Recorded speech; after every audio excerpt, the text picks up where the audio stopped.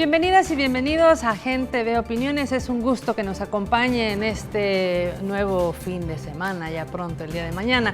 Hoy vamos a tener como invitado al representante de UNICEF, Gordon Jonathan Lewis, a quien queremos conversar con él sobre temas de interés de la niñez y de la ciudadanía. Muchísimas gracias por su presencia esta noche. Gracias por tenerme acá, es un gran gusto.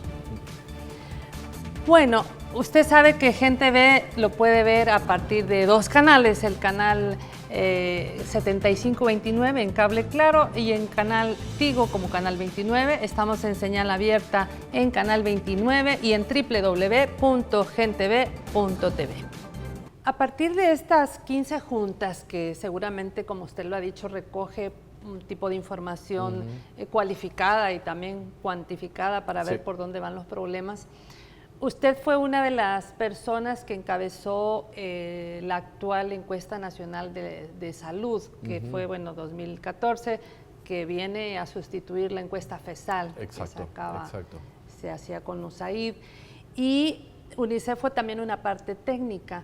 ¿Qué tan importante para esta construcción de políticas públicas es tener esta serie de datos que tienen que ver con la niñez? Me alegra mucho de que tú rescates el tema de la encuesta nacional de salud, que contó con un decidido apoyo de parte de UNICEF, un apoyo técnico, un apoyo financiero también. Cabe también destacar el apoyo financiero que se movilizó a partir del Banco Mundial y adicionalmente de la cooperación española también. ¿Por qué los datos son importantes? Mira, son fundamentales para la construcción de las intervenciones para mejorar la situación de la niñez. Si tú no sabes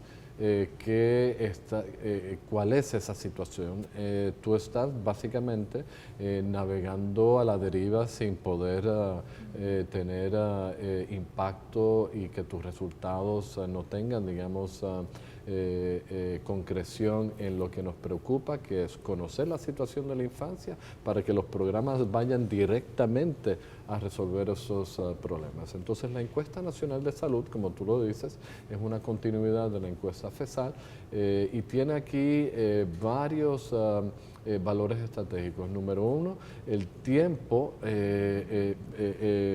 La anterior encuesta fue en el año 2008.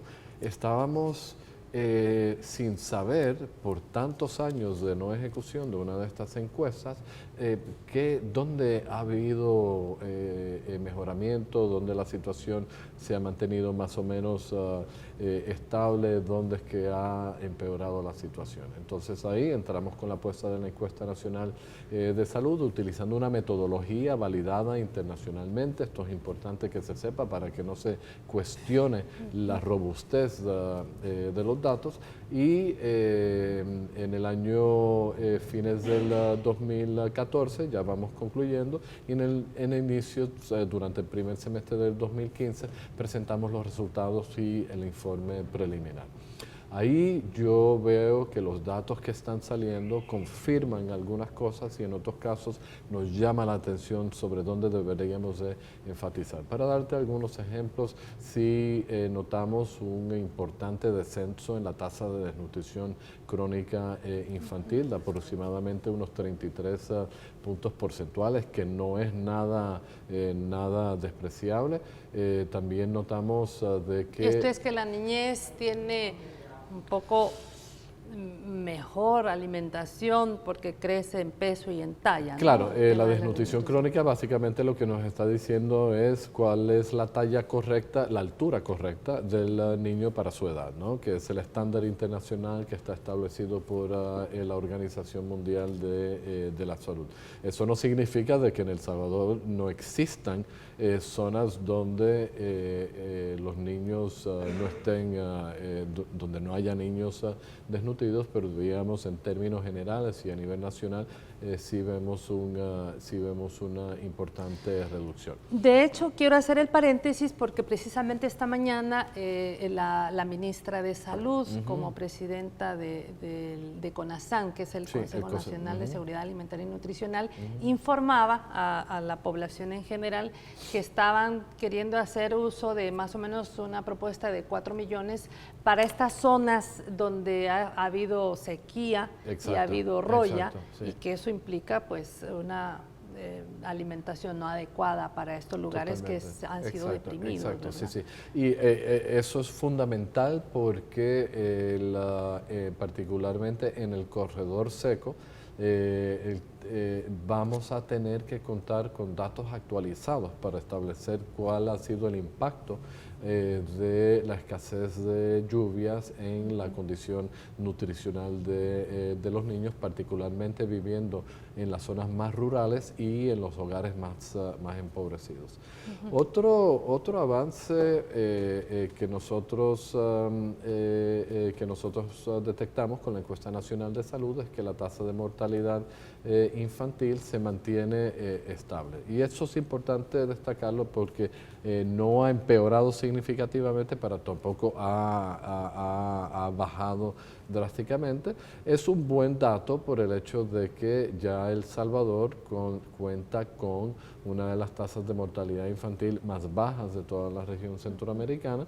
Lo que sí nos está diciendo este dato es de que hay que desmenuzarlo un poco. El motivo por el cual el dato se mantiene relativamente estable a lo largo de los últimos años es precisamente porque la carga de la mortalidad neonatal en la mortalidad infantil en El Salvador todavía se mantiene muy, pero que muy elevada, aproximadamente. Que es de 0 a 21 días, ¿no? De 0 a 28 días, 28 exactamente. días, entonces, dentro de esos 0 a 28 días, tú tienes lo que es la mortalidad neonatal temprana, la mediana y la tardía, pero acá en El Salvador aproximadamente entre 5 y 6 de cada 10 fallecimientos en niños menores de 1 año, de hecho se dan durante los primeros 28 días después del nacimiento. ¿Qué nos dice ese dato? Eso nos dice de que si tú quieres reducir aún más la mortalidad infantil, tienes que incidir en la mortalidad neonatal. Ahí, que quizás también habría que mencionar el tema de cómo también un embarazo adolescente muchas veces trae prematurez, y la prematurez pues es también una situación bien complicada. La prematurez, ¿no? lo que genera en muchos casos es bajo peso al nacer. Entonces el bajo peso al nacer implica de que el sistema de salud tiene que movilizar una gran cantidad de recursos especializados, técnicos, humanos y adicionalmente financieros para garantizar de que ese niño pueda sobrevivir ese primer momento que es sumamente crítico en su desarrollo. Adicionalmente, lo que estamos viendo es de que una gran parte de estas situaciones de prematurez y bajo peso al nacer se están asociando directamente al embarazo precoz en niñas y adolescentes, que cada vez más, lamentablemente, y creo que esto es un buen punto sobre el cual toda la sociedad salvadoreña puede y debe de movilizarse para garantizar de que el embarazo precoz no suceda, porque cuando tú tienes una situación donde una niña de 10 años sale embarazada y ya tenemos datos, ya no estamos hablando de como hace 5 años atrás de embarazo precoz en niñas de 15 a 19 años, ya estamos hablando de embarazo precoz de niñas de 10 a 14 años. Que muchas veces puede ser también el abuso sexual al interior la gran mayoría de estos casos sí son el resultado del abuso sexual y las informaciones que te podrá dar una de estas niñas o adolescentes es de que ella conoce la persona que la violó. Ella conoce por nombre y apellido. Muchas veces, lamentablemente, esta persona se llama tío, se llama pastor, se llama profesor. Son personas de su propia comunidad. Y por eso es que muchas veces se genera ese silencio, ese sigilo. Las familias silencio social, además. Exactamente. ¿No? Existe mucho estigma, mucha discriminación y por eso es que una de las principales causas de de mortalidad materna en estas niñas es el suicidio. Claro. O sea, se quitan las vidas precisamente porque no se sienten apoyadas, se sienten avergonzadas, se sienten discriminadas, etcétera. Y eso es un problema grave en el país. Vamos a seguir profundizando en estos temas, pero Merlin Bellis, que produce también este espacio Gente Ve Noticias, hizo una nota a continuación que queremos presentarle. El Plan Quinquenal de Desarrollo 2014-2019 contempla políticas y acciones para garantizar el cumplimiento de los derechos de la niñez y adolescencia salvadoreña. En el objetivo 2 del plan, el gobierno se compromete en asegurar los centros educativos como lugares libres de todas las formas de violencia. Asimismo, ampliar la cobertura y acceso a la educación con énfasis en niños, niñas, adolescentes y jóvenes en situación de pobreza y vulnerabilidad. Otra de las prioridades para el quinquenio es fortalecer los servicios de atención y protección integral y especializada a las víctimas y personas testigos de violencia, especialmente a niños, niñas, adolescentes y mujeres. En el informe anual UNICEF El Salvador 2014, el organismo de Naciones Unidas destaca que durante los últimos años El Salvador ha alcanzado logros significativos como la consolidación del sistema de protección integral para la niñez y adolescencia, el aumento de programas innovadores en prevención de violencia en las comunidades y las escuelas, así como también la mejora de servicios de salud para la primera infancia. Para UNICEF, algunos de los retos que quedan por superar es la necesidad de priorizar a la niñez en los presupuestos, garantizar que todas las niñas, niños y adolescentes no abandonen la escuela, creando entornos de protección donde se sientan seguros, felices y capaces de desarrollarse y expresarse con todo su potencial. A ver, la nota habla precisamente de inversión, educación y protección. Desglósenos un poco más este trabajo. Mira, perfecto. Yo lo haría de la siguiente manera. Más allá de haber constatado todos los importantes logros y los avances, una sociedad siempre tiene que tener la mirada puesta sobre dónde están los grandes desafíos de nación. Evidentemente, cada uno de los sectores involucrados con la niñez y la adolescencia van a continuar implementando sus planes específicos, sus programas dedicados a la niñez y la adolescencia, pero los grandes retos que nosotros identificamos son retos de país, son retos de nación. Nosotros los queremos elevar a ese nivel de conciencia ciudadana de que si todos los ciudadanos están involucrados y apoyan los esfuerzos del Estado y del gobierno mancomunadamente con el sector empresarial, con la sociedad civil, creo que los logros podrán ser significativamente más contundentes y más sostenibles en el tiempo. Pero los tres retos, en nuestra opinión, son el primero, la necesidad de invertir en la niñez como un elemento de política pública y una apuesta estratégica en el bienestar del país. Eso significa de que se tiene que priorizar la niñez desde el comienzo, durante el medio y durante el fin del ejercicio de la elaboración del presupuesto de país. Y que se amarren los presupuestos en aumento a resultados claros y específicos, y que esas autoridades que tienen la obligación de implementar esos resultados se les exija que tienen que rendir cuentas a la nación sobre cómo utilizaron esos recursos para alcanzar esos resultados. Entonces ahí se trata de un cambio de paradigma en la manera en que se distribuye el pastel fiscal de la nación, siempre poniendo al centro a la niñez con el tema y el lema: invertir en la niñez es la misma cosa que invertir en cohesión social. Invertir en la niñez es la misma cosa que garantizar desarrollo económico. Invertir en la niñez es lo mismo que garantizar una elevada productividad del país. Al mismo tiempo que se va aumentando el presupuesto, es importante que aquellas carteras que detienen una gran proporción de los recursos para la niñez tomen cuenta de la necesidad de utilizar sus recursos con eficacia y con eficiencia. evitar el despilfarro y evitar la duplicación de esfuerzos. Tengo que ir a la primera pausa. Al volver vamos a continuar profundizando en esta inversión que debe plantearse en políticas públicas estatales de cara a tener una niñez saludable, educada y segura. Ya volvemos.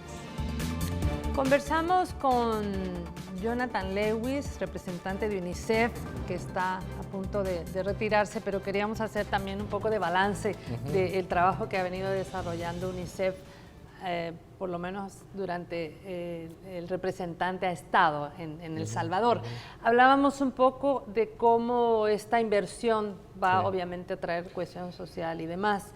¿De qué manera en el Plan Quinquenal de Desarrollo del presidente Salvador Sánchez Serén, que están varias apuestas, entre ellas, por ejemplo, paquetes escolares, por ejemplo, el tema del vaso de leche, el tema de los equipos comunitarios de salud, el tema de las comunidades solidarias rurales y también urbanas? ¿Cómo UNICEF se inserta para apoyar este tipo de políticas públicas que de alguna manera también debieran favorecer a la niñez del Salvador? Claro. Bueno, como había mencionado al inicio del programa, UNICEF se inserta en todo este andamiaje a partir de un acuerdo que establecemos con el gobierno del país. Por lo general firmamos un programa de cooperación de una duración de 5 años. El programa actual termina en diciembre del 2015. Ya tenemos aprobado el nuevo ciclo programático del 2016 al 2020. Este fue presentado a la Junta Ejecutiva de UNICEF ante Naciones Unidas hace 2 semanas y tengo la grata noticia que puedo compartir con el público de que el programa fue presentado por el embajador de El Salvador ante Naciones Unidas, el embajador Rubén Zamora, yo leí su discurso y él tuvo la gentileza de compartírmelo con un gran aprecio por el trabajo de UNICEF, mucho respeto por la manera en que nosotros trabajamos de la mano dada con las autoridades, con el pueblo salvadoreño. Entonces nuestra inserción es, tenemos que primeramente definir las prioridades conjuntamente con las contrapartes. Una vez definidas esas prioridades es identificar las estrategias de involucramiento y por lo general eso se hace a partir de, una vez identificadas las contrapartes principales, el Ministerio de Salud, el Ministerio de Educación o diferentes contrapartes de la sociedad civil, firmamos acuerdos y convenios especificando cuáles son los resultados que nosotros queremos alcanzar. Tenemos que prestar especial atención a que cualquier cosa que entre nuestro programa de cooperación sea en directo apoyo a las prioridades principales para la niñez, que en este caso están plasmadas en el Plan Quinquenal de Desarrollo. Entonces, siempre tiene que existir una total convergencia entre lo que nosotros apoyamos y las prioridades del país. En el tema, voy a hablar de un tema que salió en la encuesta nacional de salud que tiene que ver con el maltrato a la niñez. Totalmente. Ya sea por la forma en que lo educan o por a veces violencia en el seno del hogar, intrafamiliar y a veces probablemente escolar y además otro tipo de violencia que está viviendo El Salvador como es la violencia delincuencial y de las pandillas. ¿De qué manera UNICEF también le ha apostado de alguna manera a darle el brazo al gobierno y decir, a ver, aquí estamos, en qué podemos contribuir, qué tipo de trabajo se ha hecho en relación a la protección? En relación a la protección y fundamentalmente la prevención de la violencia contra la niñez y la adolescencia, en primer lugar tenemos que ayudar a la ciudadanía a despertarse ante el hecho de que el fenómeno de la violencia contra la niñez es casi epidémico en el país. Número uno, tenemos el gran problema del impacto que tiene las tasas de homicidios sobre la niñez. Nosotros ya hicimos un cálculo de que entre el año 2005 y el 2013, utilizando los datos del Instituto de Medicina Legal y de la Policía Nacional Civil, más de 6.300 niñas, niños y adolescentes de las edades de 0 a 18 años constan en los registros de homicidios en el país. Adicionalmente, la encuesta nacional de salud nos indica de que entre 5 y 7 de cada 10 niñas, niños y adolescentes experimentan un maltrato regular y continuo en el seno de sus hogares. Adicionalmente, tienes otras manifestaciones, el bullying en las escuelas, el acoso sexual en las escuelas. Entonces, el mensaje que nosotros llevamos a la ciudadanía es de que los entornos que están diseñados y que están ahí para proteger a los niños, la familia, la comunidad y la escuela, paradójicamente son donde más se están dando las vulneraciones de derechos de la niñez. Entonces, el primer tema es despertar conciencia, cosa que también estamos haciendo a través de nuestra campaña No Te Indigna, que es una campaña de concientización, de movilización. Llamamos a la ciudadanía a que ante los actos de violencia contra la niñez, antes de poder tomar una acción, tú tienes que indignarte. Tú tienes que generar indignación para fomentar solidaridad con las personas que son las víctimas. Entonces ahí, movilización ciudadana, concientización, divulgación de la información. Número 2, hay que generar acciones concretas para generar resultados que reduzcan los niveles de violencia, y eso lo hacemos, por ejemplo, con los programas de atención a la primera infancia. La modificación y la alteración de las prácticas de crianza, que lamentablemente en el país son todavía bastante violentas y están caracterizadas por negligencia, y sustituir a esas prácticas de crianza con prácticas de motivación, estímulo temprano, estímulo físico, estímulo intelectual y emotivo, para que cuando estos niños lleguen a la escuela vayan adecuadamente preparados, no solamente para abordar la parte de la inteligencia, digamos, intelectual, pero ¿no? La inteligencia emocional. Y otras cosas que también estamos haciendo ya para tocar a los niños entrando a la adolescencia en diferentes centros educativos en los municipios de Santa Tecla, San Martín, San Marcos, Ciudad Delgado y San Salvador. Estamos promoviendo el trabajo al interior de las escuelas, constituyendo y apoyando a las escuelas a constituir comités de prevención de violencia de género. O sea, aquí eso es un problema bien grande, como tú conoces.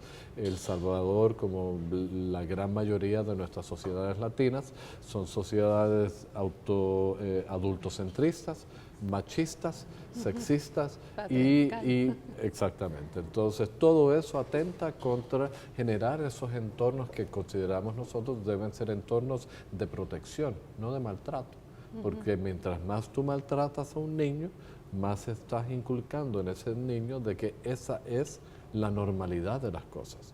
Mientras más un niño vaya a una escuela que esté asediada por las pandillas, más ese niño piensa, bueno, entonces lo normal es que cuando yo sea grande y tenga hijos, de que mi hijo también vaya a una escuela que esté asediada por la violencia. Esas percepciones de normalidad hay que cambiarlas desde la raíz, porque es que no son normales para el buen desarrollo cognitivo, intelectual y emotivo de los niños.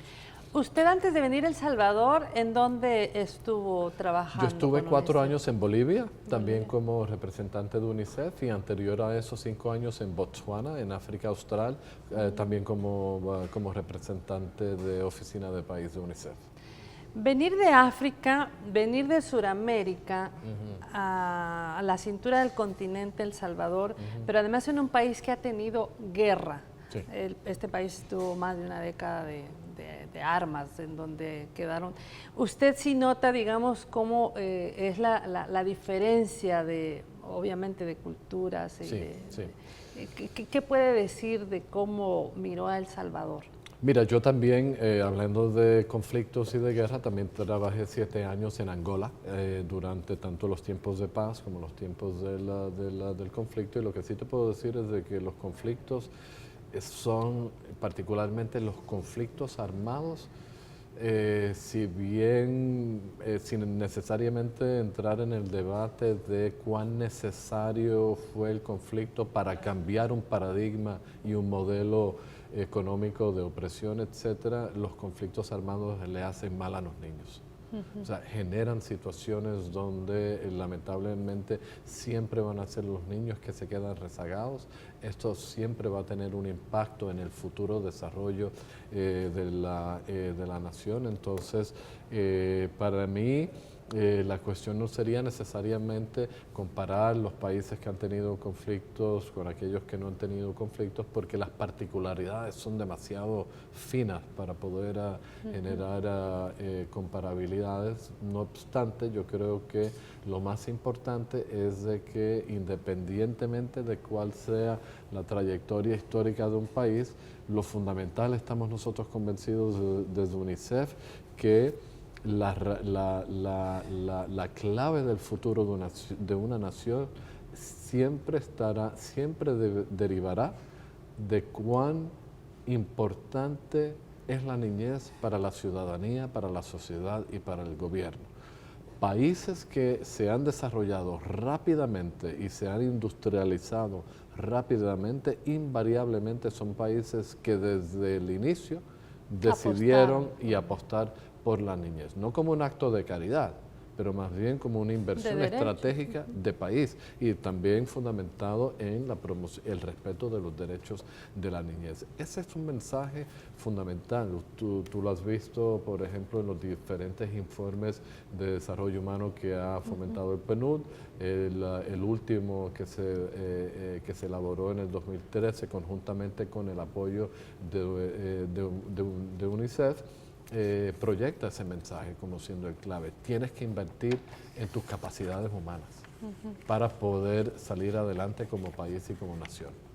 Usted anoche, al decir su discurso de despedida, hablaba de un tercer elemento. Exacto. Y que era la necesidad de reparar, decía usted, el debilitado y a veces inexistente tejido familiar y comunitario que constituye el diario vivir de la niñez en el país. Exacto. Este tejido comunitario, pues obviamente tiene que ver con las apuestas, en donde colocamos a la niñez en la sociedad, y ya hablamos un poco del antecedente de un país que viene también de un conflicto armado. Sí, sí. ¿De qué manera usted nos podría decir en dónde están como quizás los frenones o los principales obstáculos que El Salvador está como enfrentando para avanzar en esta garantía de derechos humanos de la niñez? Ese mensaje rescata como prioridad de nación la urgencia de número uno, reconocer de que hay un problema para muchísimos niños viviendo en estos tejidos comunitarios familiares debilitados, en algunos casos desarticulados y desintegrados. Nosotros sí podemos decir de que aproximadamente un 40% de la población infantil en el país vive en un hogar donde o no están ambos padres, o no está la mamá o no está el padre, muchas veces por causa del fenómeno también impactando la violencia, la migración, la inseguridad y la pobreza. Entonces, la pregunta acá siendo, ¿qué valores, qué respeto a la disciplina, qué respeto a la autoridad va a estar recibiendo ese niño cuando su estructura familiar no está capacitada para poder brindarle ese tipo de valores? Ese es un ejemplo. El profundo impacto también que tiene la migración genera situaciones donde muchas veces el niño termina pensando de que lo normal es migrar y salir de tu país. Ahora bien, eso puede también ser por causa del fenómeno de la inseguridad, pero muchas veces está la reunificación familiar, que es sumamente importante, y también está el tema de la falta de oportunidades que tienen los niños y adolescentes en el país, y como lo decía anteriormente, este debilitado tejido surge y deriva del hecho de que la familia que debería de ser protectora es la vulneradora de los derechos de la niñez. La escuela que debería de ser protectora es la vulneradora de los derechos de la niñez. Entonces ahí vemos estos grandes desafíos, el tema de la financiación en niñez o la presupuestación en niñez como tema de nación, política pública, la urgencia de recuperar y fortalecer el tejido social, comunitario y familiar, y el otro reto, pues evidentemente tiene que ver con la educación, Usted hablaba también de la importancia de que también cada sector aporte lo que le toca, ¿no? El sector empresarial, el sector educativo, obviamente sí. Las instituciones públicas. Está el Consejo Nacional de la Niñez y la Adolescencia, el CONA. Bueno, también hay ahora un Consejo de Seguridad y Convivencia Ciudadana, pero ¿de qué manera estos mecanismos también pueden de alguna manera contribuir a poner en el centro a la niñez? Mira, de muchas maneras, pero para darte algunos ejemplos, El Salvador cuenta con un marco normativo, jurídico y legislativo muy bueno para la niñez, o sea que no... hay que muchas veces corregir la percepción de que no existen programas, de que no existen leyes, etcétera. Eso no es así tan cierto. O sea, es un marco normativo muy completo. No obstante, donde estamos evidenciando las dificultades es de que este marco normativo tiene que empoderarse y tiene que fortalecerse precisamente para generar resultados y cambios positivos en la vida de los niños.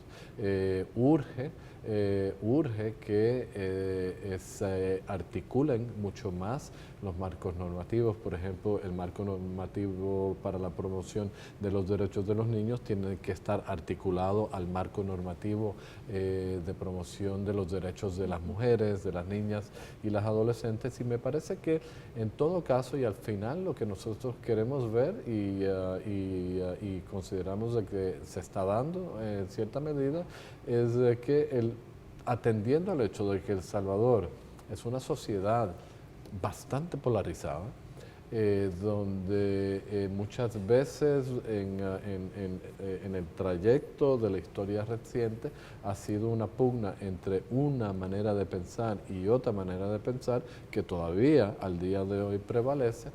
Nosotros vemos en los diferentes espacios como los Consejos Nacional de Seguridad Ciudadana y Convivencia, el Consejo Nacional de Educación, una importante apuesta por comenzar en una mesa redonda invitando a todos los que tienen que estar en esos rubros en particular, independientemente si tu manera de pensar no me cae bien y a ti no te cae bien mi manera de pensar, la necesidad urgente es de que nos tenemos que sentar a yo comprender tu manera de ver las cosas y viceversa. Y ahí estamos viendo unos resultados que yo considero son positivos y que tienen que ser sostenidos. Nosotros, al igual que el PNUD, hacemos parte de la Secretaría Técnica de algunos de estos consejos, y yo sí puedo dar acta de fe de que ese diálogo se está dando. Ahora, la ciudad... Voy a hacer un corte y al volver, la última parte, quiero que hablemos precisamente del diálogo que se está dando, en qué instancias, y hablar un poco de este rumbo de esperanza. Perfecto. Y de camino hacia adelante. Sí. Ya volvemos, no nos cambie, está en sintonía de Gente de Opiniones. Gordon Jonathan Lewis, nuestro invitado de esta noche. Estamos hablando sobre el gran desafío que es la niñez salvadoreña, pero para poder tener esto que llamamos un país con futuro. Hablemos de estos espacios que se están construyendo como país, que pueden realmente apostar para que tengamos una niñez pues con más esperanzas. Claro. Mira, hablemos un poquito del Consejo Nacional de Educación, que es el que yo más conozco. He estado involucrado en la Secretaría Técnica de este consejo. Es un consejo donde se han instituido 7 mesas técnicas en diferentes áreas: educación inicial, básica, media, educación universitaria, las bases de formación de los docentes, infraestructura, entorno, violencia e inseguridad en el sector educativo, y cada una de estas mesas técnicas está compuesta por una amplia representación de sectores. Están los docentes, están los sindicatos, están los ejecutivos del ministerio, están los organismos de la sociedad civil, están las iglesias, están las escuelas privadas, están las escuelas públicas. Entonces la diversidad de pensamiento es verdaderamente muy vasta y es enriquecedora. Ahora el desafío es para las autoridades escuchar todas estas opiniones diferentes y garantizar de que las propuestas que se pongan sobre la mesa hagan el trabajo necesario de haber rescatado todas las perspectivas diferentes y todas las voces diferentes en ese sentido. Y a mí me parece que es un espacio necesario, un espacio donde se aprecia este diálogo. Ahora bien, ¿dónde es que está el desafío? Es que las personas que están afuera, o sea, la ciudadanía que sienten en carne propia el impacto que tiene en su niño de una educación de baja calidad, de insuficientes infraestructuras, etcétera, ellos dicen, está todo muy bien de que ustedes se sienten alrededor de la mesa y platiquen, conversen, dialoguen y generen soluciones. Pero yo como ciudadano quiero ver esa solución ya, porque hay mucha impaciencia ciudadana. La gente quiere ver los resultados de la noche a la mañana, que es entendible, pero muchas veces no es factible. Entonces ahí el mensaje que se les da es, te hemos escuchado, pero también tenemos que tener cuidado en no hacer las cosas mal, hay que hacer las cosas bien. Acá en el sector educativo, un gran desafío y reto que hemos visto que se está abordando es urgente y fundamental atacar el elevadísimo número de niñas, niños y adolescentes que nunca han puesto pie en la escuela, o si han llegado a la escuela han tenido que abandonarla por diferentes motivos, fundamentalmente generados por la pobreza, la necesidad de que el niño trabaje para la economía familiar o la inseguridad y la violencia. Los padres se preocupan, obviamente, y entonces sacan a los niños de la escuela. Entonces, esto es un desafío grande. Mientras tú tengas un número elevado de niños y particularmente adolescentes que estén fuera de la escuela, más te distancias del concepto de que la educación es el verdadero motor del desarrollo social y económico de la nación. Pero en ese sentido, el Ministerio de Educación ha hecho una apuesta bien importante por la primera infancia. Incluso Totalmente, sí. Chile, por ejemplo, bueno, vino la presidenta Ahí Michelle estamos, Bachelet sí. y apostaron, están haciendo análisis, grupos de estudio. Claro que sí. Y también claro están elaborando una nueva currícula con Totalmente. con Tienes toda la formación razón. de De hecho, la gran apuesta en la primera infancia comienza por ahí en el año 2009, precisamente con el entonces vicepresidente de la República y ministro de Educación ad honorem, el profesor Salvador Sánchez Serén. Y yo tuve la gran dicha de poder trabajar muy cercanamente con él. Al llegar al país, él impulsó lo que fue la mesa técnica de atención a la primera infancia, él impulsó la política nacional de atención integral a la primera infancia, y ahora lo que estamos viendo es la consolidación de esta atención a la primera infancia. Lo urgente ahí... Y el hecho de tener útiles escolares, zapatos escolares, el vaso de leche que a lo mejor claro, en la casa no lo tiene, pero en la escuela sí lo está incide, teniendo, ¿no? Eso incide en garantizar buenas condiciones para el aprendizaje, pero al mismo tiempo lo que tenemos que garantizar es de que tengamos docentes capaces, ¿no? Docentes que estén bien capacitados y que sobre todo sean docentes que estén bien dignificados en su trabajo, ¿no? Porque también muchos de ellos se lamentan a veces de que las condiciones de trabajo no sean necesariamente las mejores. Entonces, las grandes líneas estratégicas que ha desarrollado el Ministerio de Educación tienen un plan de educación con relación a las necesidades de la nación, tienen 11 apuestas estratégicas. La primera tiene que ver con la formación de docentes y la segunda tiene que ver con la primera infancia. El hecho de que primera infancia ya sea la segunda apuesta estratégica ya te dice cómo el Ministerio de Educación está posicionando a la primera infancia como una inversión estratégica que se tiene que hacer en el país. Necesaria. Sí. Usted a lo largo de su trabajo obviamente hizo trabajo territorial, ¿no? Sí. Cuéntenos de alguna experiencia que usted haya tenido en las áreas más rurales. Claro. Menos... No, mira, una de las grandes ventajas de mi trabajo y de mis colegas en UNICEF es la posibilidad de salir al campo, de salir al terreno, que es aparte de una experiencia muy bonita, es necesario para que podamos comprender aún más la realidad de la niñez en el país. O sea, hay muchas experiencias impactantes y bonitas, pero hay una que a mí me tocó profundamente. Durante el mes de julio de este año. Yo decidí hacer una visita a la comunidad de Guarjila, una comunidad muy rural, en el departamento de Chalatenango. Es una comunidad que tiene una trayectoria muy larga en el tema de liderazgo y organización comunitaria, que me llamó la atención como para ir a visitar y ver cuál es la incidencia que tiene el liderazgo comunitario y la organización comunitaria en los programas de prevención de violencia. Usted sabe que Guarjila desde hace más de 10 años tiene 0 mortalidad infantil, 0 mortalidad materna. Tiene muchísimas cosas que son muy positivas, pero a mí lo que más me impactó es que cuando tú llegas a esa comunidad, tú percibes de que es una comunidad diferente.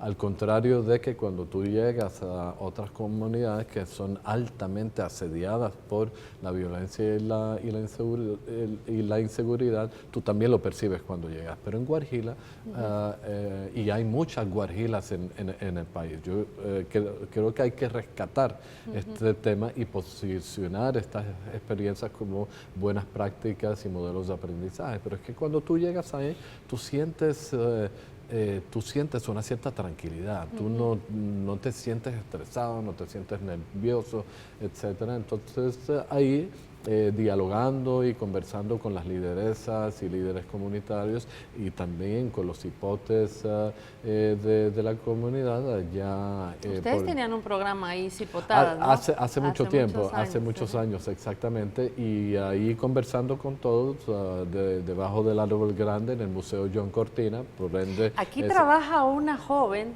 Vilma, que fue del grupo de Cipotadas. Ah, ya, perfecto, entonces me la vas a tener que presentar. Sí, sí. Entonces ahí estábamos conversando, etcétera, y durante mi charla con los niños,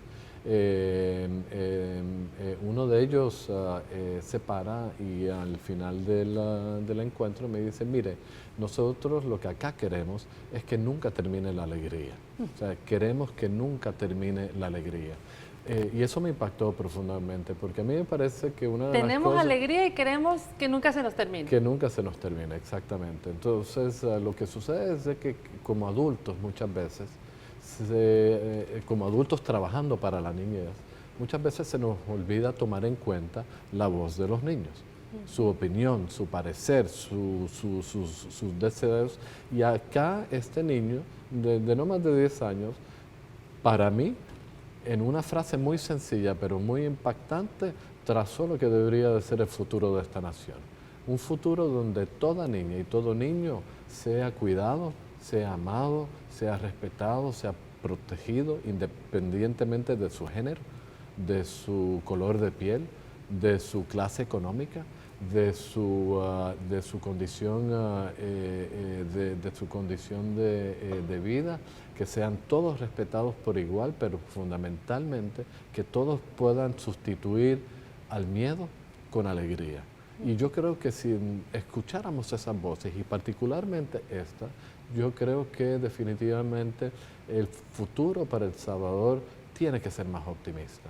Tiene que ser más optimista. Yo estoy convencido de eso.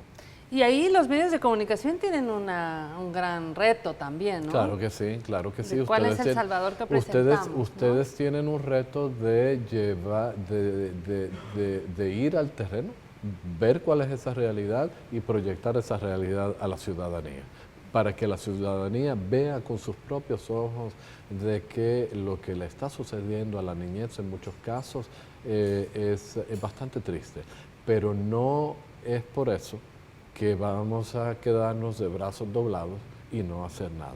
Nosotros en UNICEF siempre estamos optimistas, siempre vemos el vaso más medio lleno de que medio vacío, porque es importante de que la gente no pierda esperanza, que no pierda fe, de que trabajar para la niñez verdaderamente sí puede generar ese cambio que estamos todos anhelando y que este país se merece. Además que la niñez al final también inyecta alegría, ¿no? Exactamente, Entonces, sí. bueno, agradecemos mucho A ti, muchísimas gracias. a Jonathan por haber venido esta noche. Buen viaje. Muchas gracias, sí, sí, buen hasta el destino 1 en de Costa octubre, Rica, sí, sí, hasta ¿verdad? los últimos días vamos a estar dándole duro. Muy bien. Así que acá me tienen. Muy bien. Bueno, agradecemos mucho también a ustedes su presencia esta noche y recuerden que el lunes a las 7 de la mañana esta misma entrevista en retransmisión y a las 7 de la noche una nueva entrevista. Que tenga un feliz fin de semana.